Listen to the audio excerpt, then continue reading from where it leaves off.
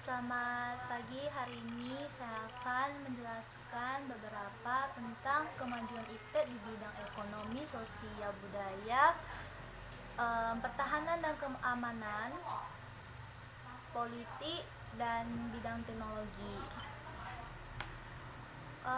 Pertama saya akan menjelaskan tentang IPTEK. IPTEK itu singkatan dari Ilmu Pengetahuan dan Teknologi.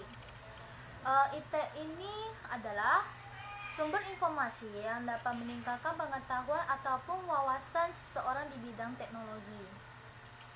Adapun dampak positif dan negatif dari kemajuan IPTEK tersebut. Saya akan memberikan contoh pada di bidang ekonomi. Di bidang ekonomi ini saya memberikan contoh pasar dan juga online shop. Oke. Dampak positif dari pasar ini beberapa kita bisa melihat secara langsung dan semua barang-barang yang ada di situ terlihat nyata dan kita bisa dapat terjamin juga kualitas dan keamanannya. Dampak negatif dari pasar ini memerlukan tenaga kerja, membutuhkan lahan untuk memulai wirausaha kita, dan juga membutuhkan modal yang banyak untuk membangun sebuah lahan dan bangunan untuk memulai usahanya. Dan yang kedua akan saya jelaskan tentang online shop. Online shop ini dampak positifnya ada banyak, terutama hemat waktu.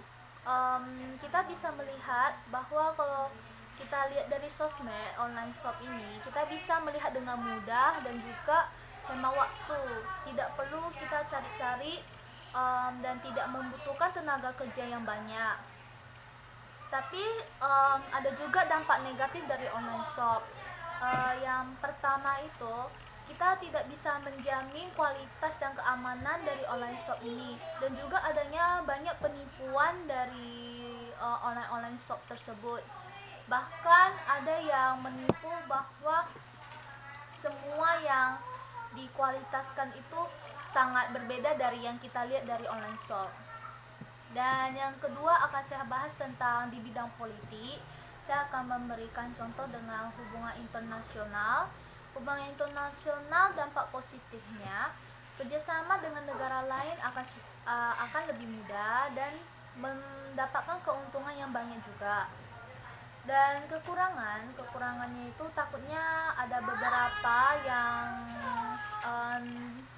terjadinya konflik antara negara ini dan negara itu. Jadi menjadi sebuah konflik itu menjadi sebuah pertengkaran yang sangat tidak diinginkan, dan juga adanya pendapat yang berbeda dari negara-negara lain.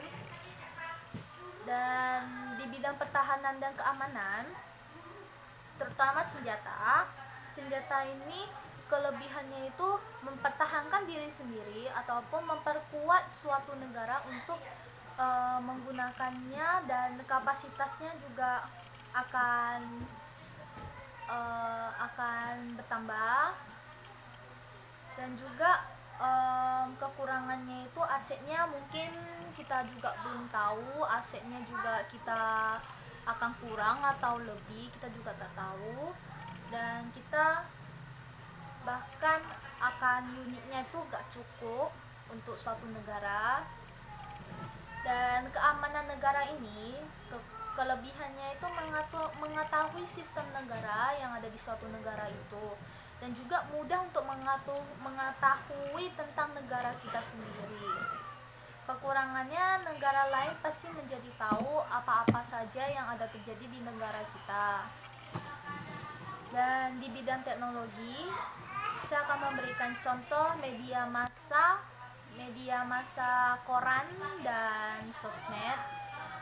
Yang seperti yang kita tahu, koran itu sudah sejak lama tidak pernah muncul lagi semenjak ada sosmed.